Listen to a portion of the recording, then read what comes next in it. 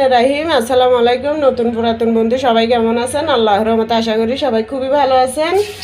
তো বন্ধুরা, চার রোজার সেহরির সময় ভাতের সাথে খাওয়ার জন্য কার্পু মাছের ডিম বোনাটা করতে চলে আসলাম। সেটা কিন্তু আপনাদের সাথে মাছের কাটাটা আমি শেয়ার করছি। তো আমি স্বাদ অনুযায়ী এখানে বেশি করে সয়াবিন তেল দিয়ে দিছি, এরপর তেজপাতা দিছি ছোট ছোট 4-5টা, আর এক বাটি পেঁয়াজ কুচি দিলাম। এই তো বন্ধুরা, এখন কিন্তু রাতের 11টা বেজে গেছে। আমি রান্না কিছু করছি, ভাতও রান্না করছি, তরকারিও রান্না করছি। এরপরে শুধু একটু ডিম ভুনা করব। কার্পু মাছটা কাটা আপনাদের সাথে শেয়ার করছি। সে কার্পু মাছের ডিমটা আমি যতটুকু হয়েছে ততটুকু একটুখানি মশলার উপরে কষানো ভুনা করার জন্য আপনাদের সাথে চলে আসলাম দেখাতে। তো বন্ধুরা দেখুন, বেশি করে পেঁয়াজ কুচি দিলে হয় কি, মানে ডিমের সাথে পেঁয়াজটা খুবই ভালো লাগে, দেখতেও সুন্দর লাগে, খেতেও ভালো লাগে।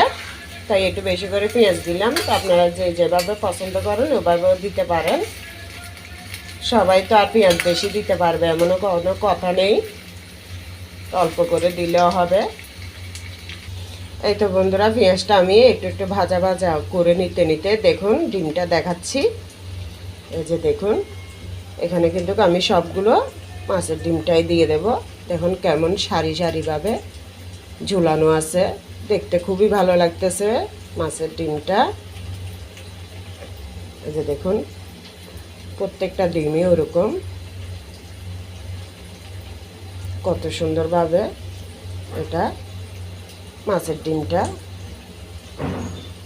ভাজে ভাজে আছে, খুবই ভালো লাগে। তো এটা আমি ভালো করে ধুয়ে নিছি। এখন একটু শুধু এই যে আটকে আটকে আছে, এটা পিস পিস করে কেটে নেব। ততক্ষণে পেঁয়াজটা একটু সামান্য লাল লাল করে ভেজে নিই, তেমন ভাজা করতে হবে না। তো বন্ধুরা, মাছের ডিমটা কিন্তু আধা কেজি হতে পারে, আবার আধা কেজির থেকে বেশিও হতে পারে, আমি কিন্তু মাপি নাই। তো ডিমের আন্দাজ অনুযায়ী আমি দিয়ে দিলাম রসুন বাটা, এরপর দিয়ে দিলাম একটু আদা বাটা, এরপর ধনিয়া বাটা দিলাম, জিরা বাটা দিয়ে দিলাম। সবগুলো স্বাদ অনুযায়ী মশলাগুলো যতটুকু লাগে ডিমের আন্দাজ অনুযায়ী একটু একটু করে দিয়ে এবার আমি পেঁয়াজের সাথে আবার একটু ভেজে নেব। তবে বন্ধুরা, পেঁয়াজটা কিন্তু আমি এমনভাবে ভাজা করে নিছি কাঁচা গন্ধটা চলে গেছে। এরপর একটু পেঁয়াজের সুন্দর একটা স্মেল বের হয়েছে, তখনই আমি বাটা মশলাগুলো দিলাম। তো বন্ধুরা, মশলার কাঁচা গন্ধটা যাওয়ার পরে আমি এবার গুঁড়ি মশলাগুলো দিয়ে দিচ্ছি। এই যে প্রথমে দিলাম হলুদের গুঁড়ি, আধা চামচ হলুদের গুঁড়ি দেওয়ার পরে 1 চামচ উঁচু করে মরিচের গুঁড়ি দিলাম। এগুলো কিন্তু ঝাল মরিচ, তবে আমি ডিমটা একটু ঝাল ঝাল করে মশলার উপরে ভুনা করব, তাই 1 চামচ দিলাম। এটা এখন আমি একটু মশলার বাটিটা দিয়ে পানি দিয়ে দিলাম। এখন আবার ভালো করে কষিয়ে নেব। তো বন্ধুরা, প্রথমে লবণটা একটু কম দিচ্ছি, মাছের ডিমটা কি বাড়ে না কমে সেটা বুঝে পরে দিতে পারবো। কারণ কোনো মাছের ডিম তো রান্না করলে অনেকগুলো হয়ে যায়, আবার কোনো মাছের ডিম যতটুকু দিয়ে অতটুকুই থাকে। তো এভাবে একটু একটু পানি দিয়ে আমি ভালোভাবে কষিয়ে নিচ্ছি মশলাটা। আবার একটু দিয়ে দিলাম। তো বন্ধুরা, মশলাটা ভালো করে কষিয়ে নিলাম। এটা এখন একটু রং, সাদা এলাচ, দারুচিনি, গোলমরিচ, এই 4টা মশলার মশলাগুলো টালার পর আমি বেটে নিছি, এটা একটু দিয়ে দিলাম। দেখবেন ইলিশ মাছের ডিম ছাড়া যে কোনো বড় মাছের ডিমে একটু গন্ধ থাকে, যদি এই মশলাটা দেওয়া হয় তাহলে ওই গন্ধটা কম লাগবে বা একেবারেই লাগবে না, তাই একটু করে মশলাটা দিলাম। তো বন্ধুরা, এখন আমি 5টা টমেটো বিচিগুলো ভালো করে ধুয়ে ফেলে দিছি, এরপর মশলার মধ্যে দিয়ে দিলাম।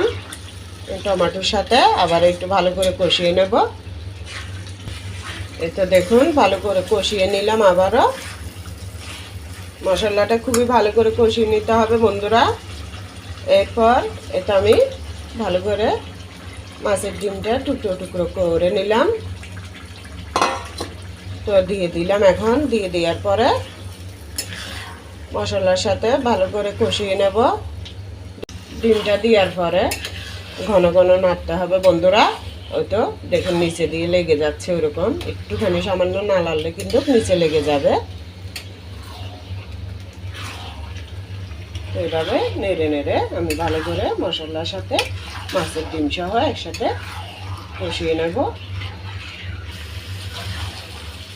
তো এভাবে উল্টায় পাল্টায় ভালো করে আমি কষিয়ে নিচ্ছি বন্ধুরা। মাঝারি আঁচ থেকে কম আছে, বেশি জোরে আঁচ দিলে কিন্তু নিচে লেগে যাচ্ছে। তাই কষতে কষতে দেখুন আস্তে আস্তে শুকিয়ে যাচ্ছে আর ডিমটা হয়ে আসতেছে। তো বন্ধুরা অনবরত নেড়ে নেড়ে মাঝারি আছে এভাবে ভেজে নিলাম আমি। দেখুন এটার তেলটা একটু পরিমাণ অনুযায়ী দিয়াতে নিচে আর লাগতেছে না, কিন্তু নাড়া না করলে কিন্তু লেগে যাবে। তো তেলটা আমি বেশি করে দিছি, মাছের ডিম যতটুকু অতটুকু তেল দিয়াতে খুবই ভালোভাবে মশলার মধ্যে কষানো হচ্ছে। এটা এখন একটু গরম পানি দিয়ে দিচ্ছি। মাছের ডিমের বাটিটা ধুয়ে গরম পানিটা দিলাম, এটার মধ্যে ভালো করে ডিমটা হবে। যতটুকু গরম পানি দিছি অতটুকু পানির মধ্যে এটা ভালো করে হয়ে যাবে। আর একটু দেব সামান্য করে, ডুবানো অবস্থায় দিচ্ছি। এই তো দেখুন ডুবানো অবস্থা দিলাম। এখানে তো বন্ধুরা অনেকগুলো ডিম হয়ে গেছে, তো সমস্যা নাই, সেই আন্দাজ অনুযায়ী আমি মশলাগুলো দিছি। তো আপনারা কম আর বেশি যতটুকু রান্না করেন তো আপনাদের ডিমের আন্দাজ অনুযায়ী দিবেন, তাহলে খেতে কিন্তু খুবই ভালো লাগবে। এই তো বন্ধুরা দেখুন এখন আবারও আমি 2টা টমেটো কেটে দিয়ে দিলাম। এর মধ্যে কয়টা কাঁচামরিচ দিয়ে দেব, 5টা কাঁচামরিচ ফালি করে দিয়ে দিলাম। এটা কিন্তু ঝাল, কাঁচামরিচটা অনেক ঝাল।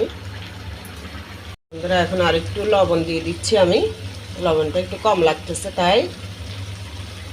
এভাবে আমি সম্পূর্ণ ঝোলটা 10 মিনিট পর্যন্ত শুকিয়ে রান্না করে নিচ্ছি।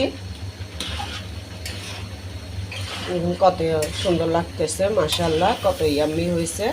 আমি একটু লবণ দেখছি, অনেক ভালো লাগতেছে বন্ধুরা। অনেক ডিমের দেখবে তিতা লাগে খেতে, কিন্তু এটা কোনো তিতা নাই, কিছু নাই, খুবই ভালো লাগতেছে। এখন আমি একটু বেশি করে ধনিয়া পাতা দিয়ে দিচ্ছি। এখন আবারও ধনিয়া পাতা সহ একসাথে নেড়ে দিচ্ছি। তো বন্ধুরা এগুলো কিন্তু কতগুলো ডিম একদিনে সেরির সময় খাওয়া যাবে না।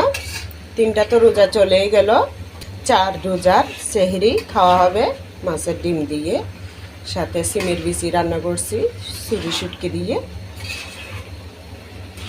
তো এখান থেকে আমি ঠান্ডা হওয়ার পর কিছুটা ডিম বাটিতে তুলে নরমালে রেখে দেব ফ্রিজের মধ্যে। ব্যাস একদিন হোক আর 2 দিন পর হোক বের করে গরম করে খাওয়া যাবে। যেহেতু রোজা রমজানের সময় এতগুলো খাওয়া যায় না, রোজা রমজান না হলেও 4-5 জন মানুষের বেলায় এতগুলো ডিম কিন্তু 2 বেলা খাওয়া সম্ভব না। মাছের ডিমটা হয়ে আসছে। তো বন্ধুরা দেখুন এভাবে আমি 15 মিনিট পর্যন্ত, কিছুক্ষণ জোর আছে কিছুক্ষণ মাঝারি আছে দিয়ে সম্পূর্ণ ঝোলটা শুকিয়ে রান্নাটা করে নিলাম মাছের ডিমের। তো দেখুন হয়ে গেছে, দেখুন ঝোলটা তেমন নাই। তো এইভাবে কিন্তু যদি গা ঝোলটা না রাখি তাহলে সেরির সময় গরম করলে কিন্তু মাছের ডিমটা পুড়ে যাবে, তাই একটু অল্প করে ঝোলটা রাখলাম। সেরির সময় গরম করলে একদম সুন্দরে পারফেক্টলি হয়ে যাবে। তো আপনাদের যদি ভালো লাগে আমার এই রান্নাগুলো, এভাবে আমি যে মশলাগুলো দিয়ে করছি এভাবে মাছের ডিমে রান্না করে দেখবেন, খুবই ভালো লাগবে। আর যদি বেশি ভালো লেগে থাকে তাহলে নতুন বন্ধুরা যদি দেখে থাকেন, নতুন বন্ধু হয়ে আমার পাশে থাকবেন, দোয়া ও ভালোবাসা দিয়ে আমি ইনশাল্লাহ আপনাদের পাশে থাকবো। আর আমার পুরাতন বন্ধুদেরকে আমি সবসময় অনেক ধন্যবাদ ও মন থেকে অনেক দোয়ার ভালোবাসা দিই, তাদের ভিডিও দেখে নিই। এত আমি চুলাটা বন্ধ করে দিচ্ছি। এত দেখুন আমি কিন্তু কাঠ পরিবেশন করব না আলাদাভাবে, এটার মধ্যে দেখেই শেষ করে দিচ্ছি। এখন রাতের 11টার থেকে শুরু করছি, 11টা 40 মিনিট পর্যন্ত সময় লাগছে এটা রান্না করতে। তো সবাই ভালো থাকবেন, আল্লাহ হাফেজ। আসসালামু আলাইকুম।